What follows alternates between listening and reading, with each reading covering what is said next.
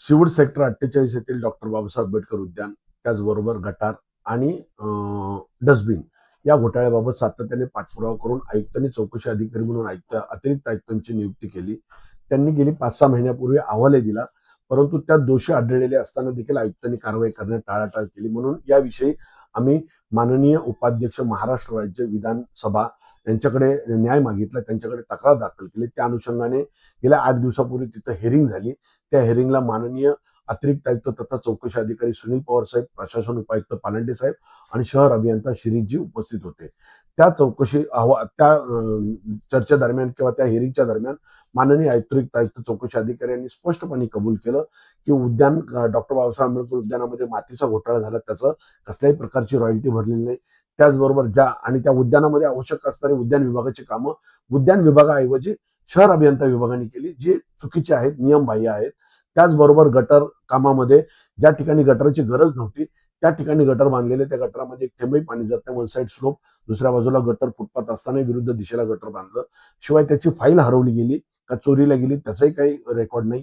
आणि ज्या डस्टबिनच्या बाबतीतला विषय होता, एकूण 303 डस्टबिन बसवल्याचे फाईलमध्ये निदर्शनास आले आणि स्वच्छता विभागाकडून त्याचा अहवाल मागवला.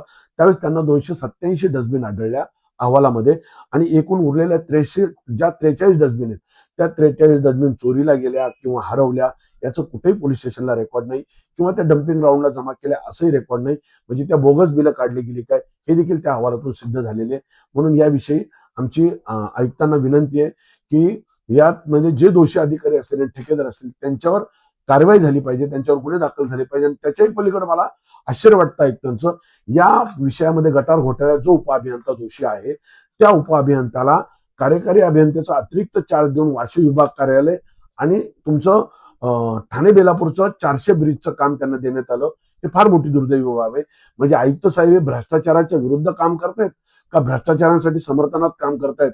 उद्या असं वाटायला लागलं की आयुक्त साहेबांच्याच काळातील प्रशासकीय काळातील सर्व कामाची चौकशी करण्याची मागणी आम्ही माननीय विधानसभा उपाध्यक्ष महाराष्ट्र राज्य यांच्याकडे करणार आहेत, विधानसभेच्या उपाध्यक्षांकडे.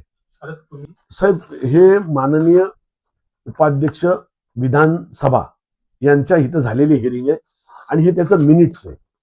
मिनिट्समध्ये अतिरिक्त आयुक्तांनी स्पष्टपणे कबूल केलेले की तिन्ही विषयामध्ये घोटाळा झालेला आहे.